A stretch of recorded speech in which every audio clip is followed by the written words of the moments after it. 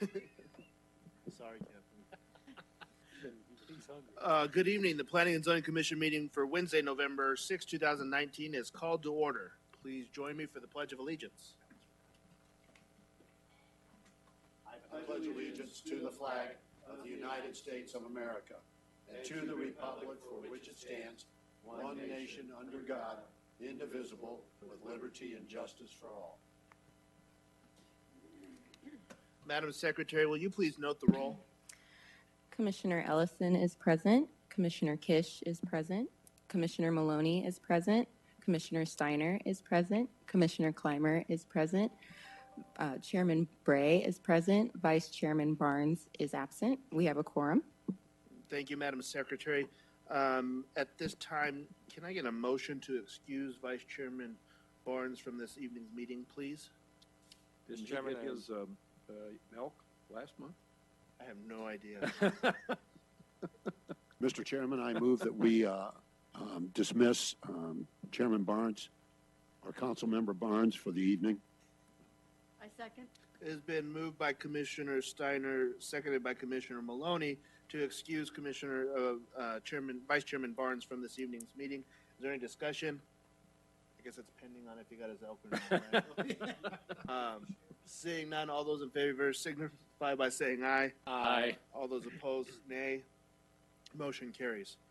Agenda item number 1, and this has been posted online, is the approval of the draft minutes of the Planning and Zoning Commission meeting held on October 16th, 2019. After review, I will entertain a motion. Chairman, I move that we approve last month's minutes. Second. It has been moved by Commissioner Kish, seconded by Commissioner Clymer, to approve the Planning and Zoning Commission meeting minutes from October 16th, 2019. Is there any discussion? Seeing none, all in favor signify by saying aye. Aye. All those opposed, nay. Motion carries. Public comments. Now is the time for the citizens who would like to address the Planning and Zoning Commission on any non-agenda items. Are there any speaker cards? Anybody from the public? Perfect.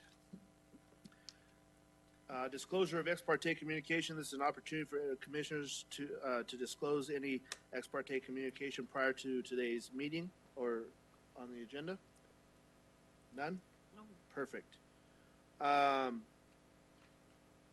think I will actually, if I can, and if it's okay with all of the commissioners, since Pete is the only one in the audience tonight, can we just jump to agenda item number 4 and complete his item so he can move on? Is that okay with everybody? Yep. Fine with me. Perfect. Agenda item number 4 is the preliminary plat for Estrella parcel 12.36, and Alex will be presenting. Thank you, Chairman.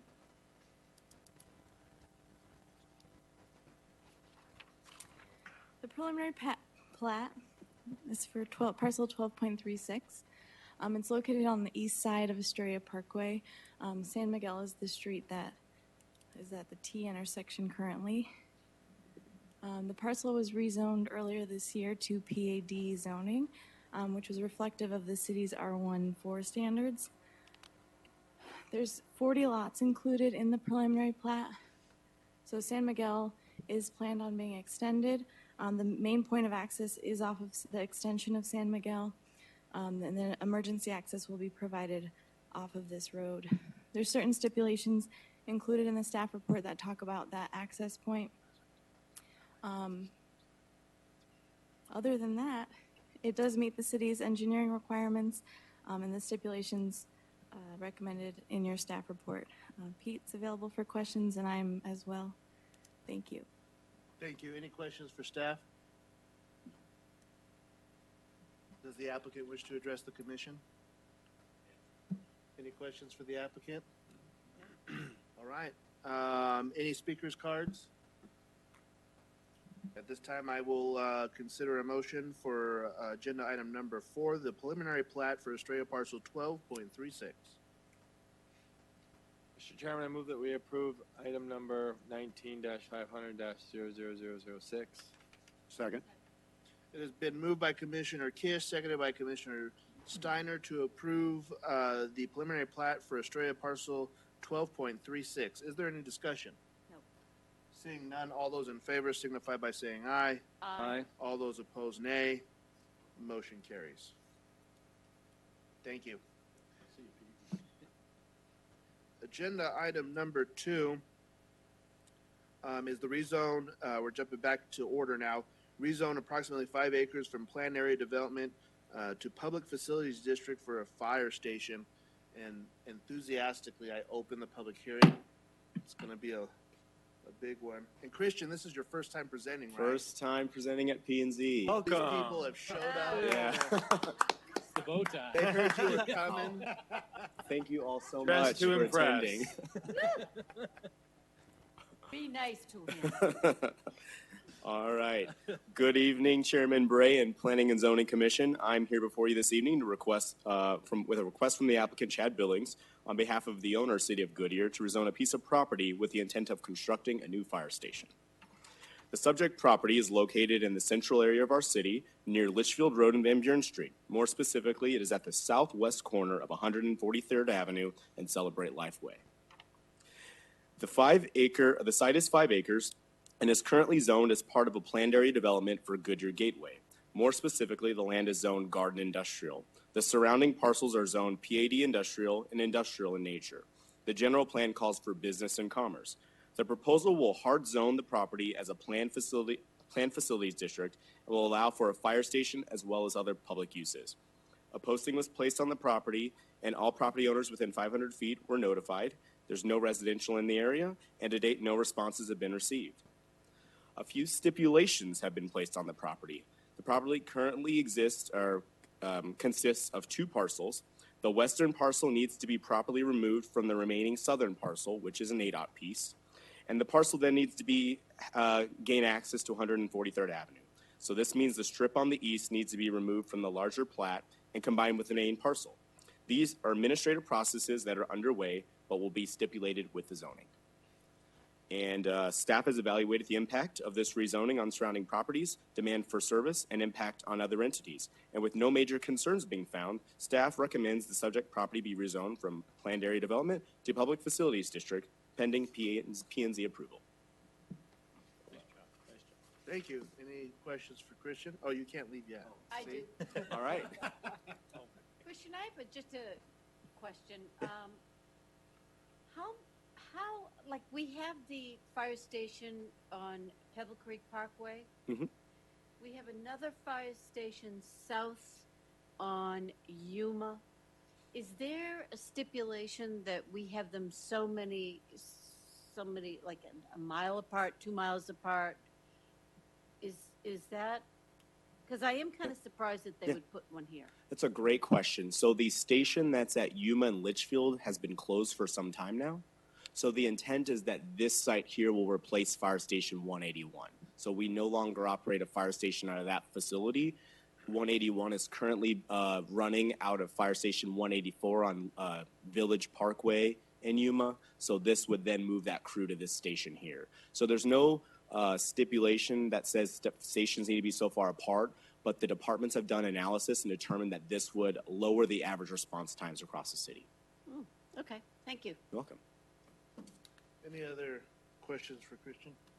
Well, I guess since it is replacing 181, you say 181's been closed for some time, which I didn't know. I haven't been by there. What are they doing with that property? It's a city-owned property at this point, and I believe the manager's office is going to determine its future at a later date. Was there a health issue right with 181? Is that what it was? I think they determined there was some things going on with the building, so they determined it was just best to move the staff out of there. Any other questions? Perfect. Thank you, sir. Welcome. Appreciate it. Probably have to go through this, but are there any speakers cards? Anybody from the public? For all those people that watch on Wednesday nights. We'll close the public hearing, and I will entertain a motion for the PFD. Mr. Chairman, I move that we approved 19-210-00007. Second. It has been, was that Ellison? Moved by Commissioner Clymer, seconded by Commissioner Ellison to approve the rezoning from a PAD to a PFD. Is there any discussion? Seeing none, all those in favor signify by saying aye. Aye. All those opposed say nay. Motion carries. Perfect. Agenda item number 3. Do we need a motion to continue, or this is just done?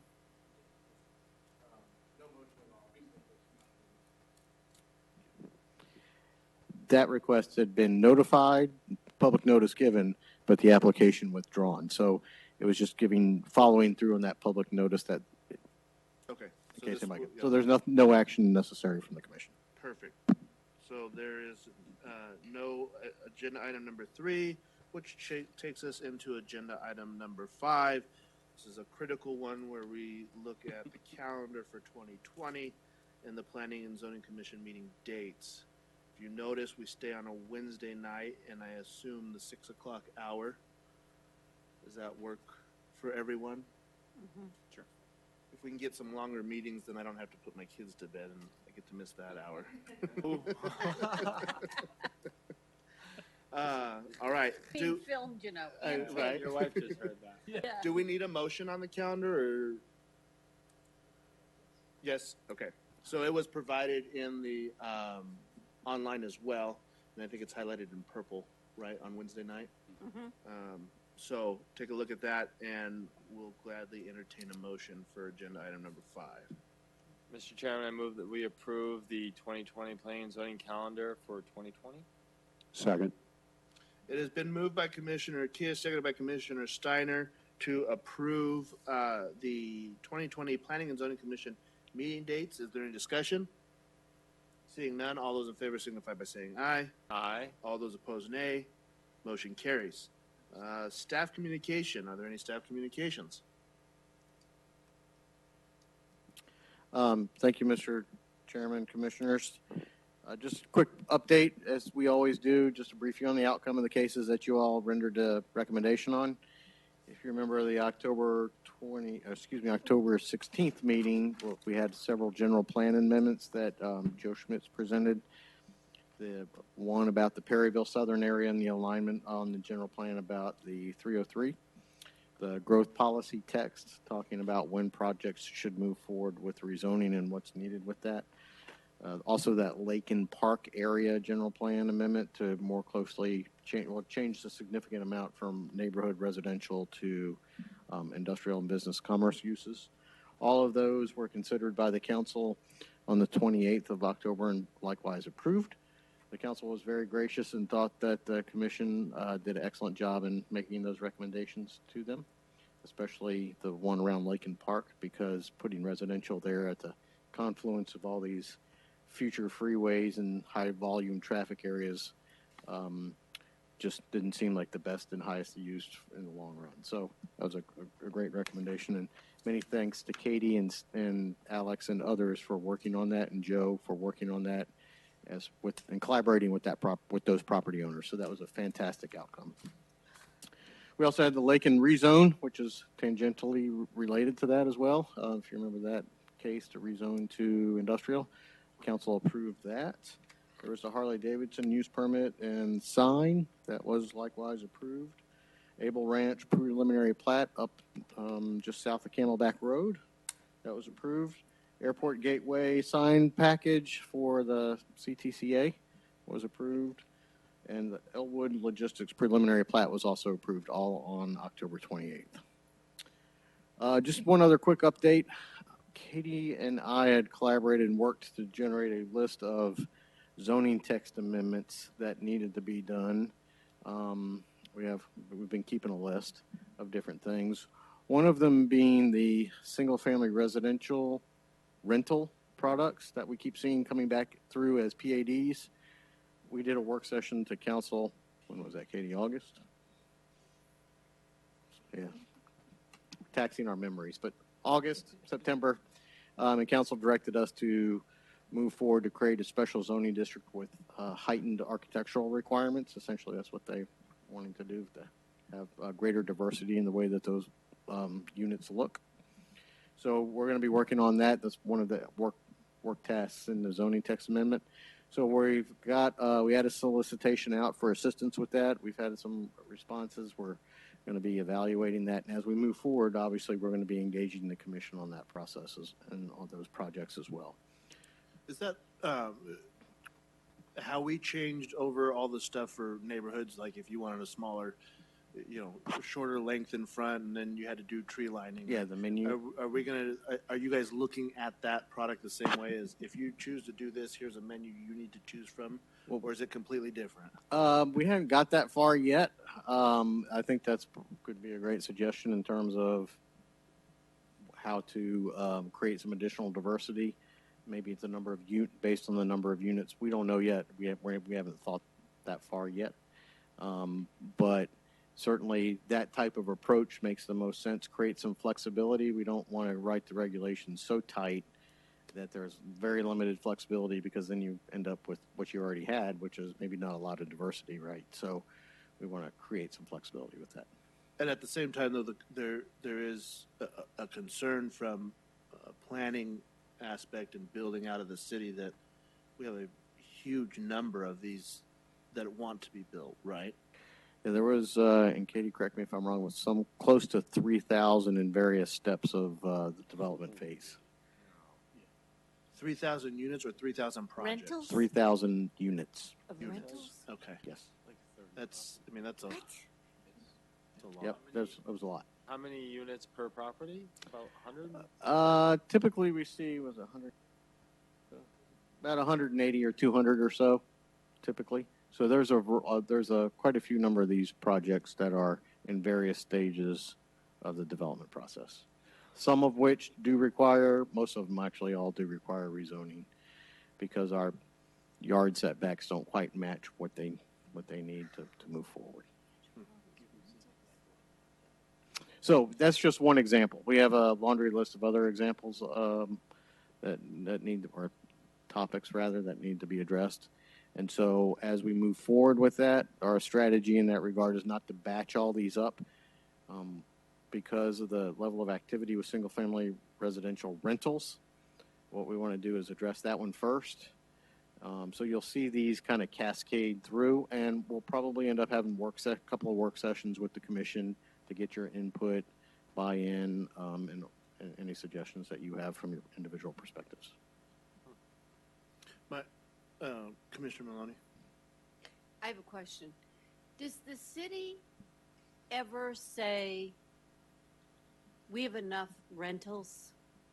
Or is it the kind of thing where the city just opens its doors for business, and whoever can come in, abide by the rules and regulations, whatever is set up with the city, that they can come in?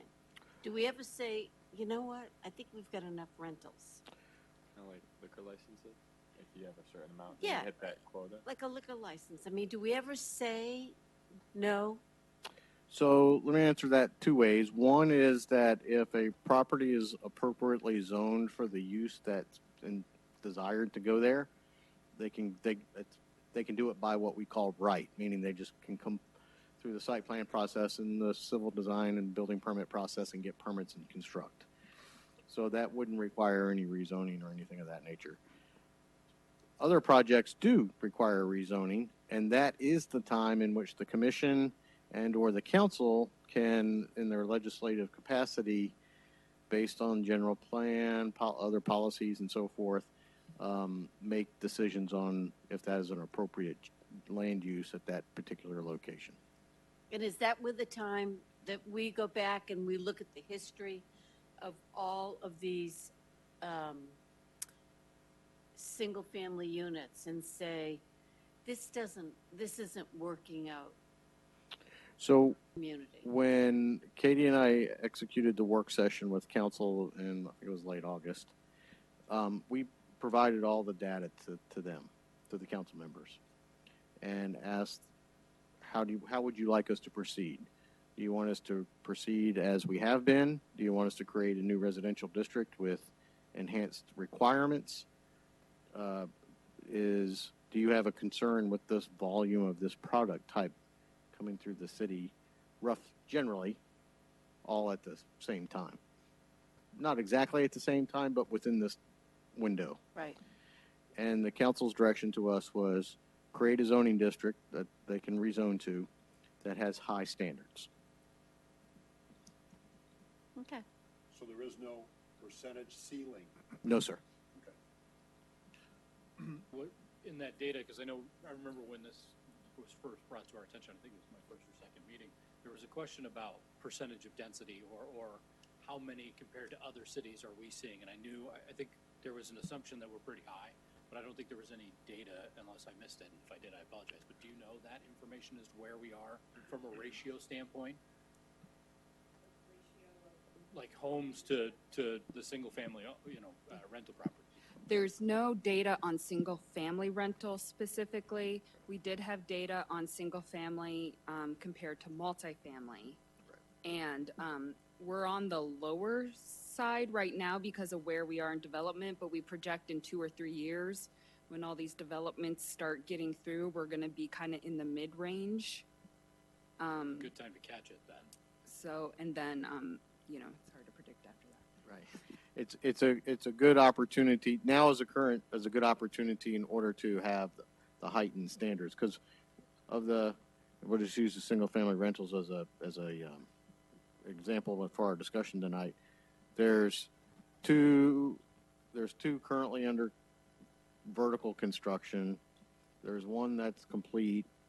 And there's a couple of others that are working on infrastructure. So out of the 3,000 that are in the various stages of development process, that's a relatively small number. So, and we still have people contacting us for, hey, we'd like to rezone potentially to this. There's a good location, things like that. So there's continued interest in the marketplace for more of these. And now is a good time in order to fulfill council's direction to us so we can ensure that the products that are built are of the highest quality possible.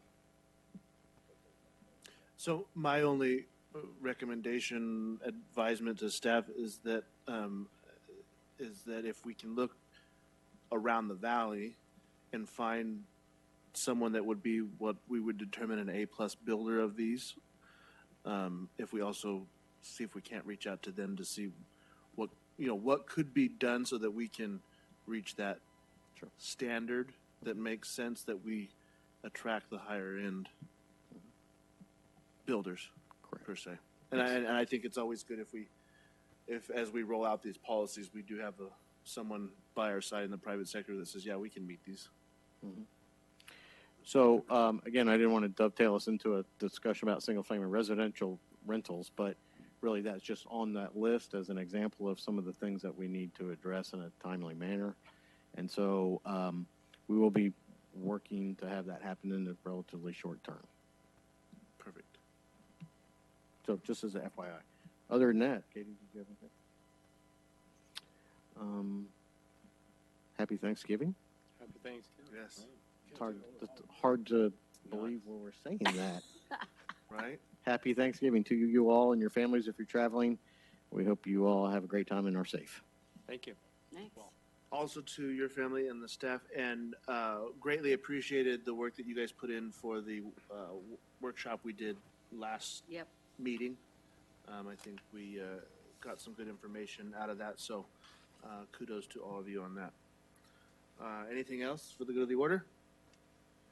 The next Planning and Zoning Commission meeting will be held December 4th, 2019 at 6 p.m. at the Goodyear Municipal Court and Council Chambers. There being no further business, this meeting is adjourned.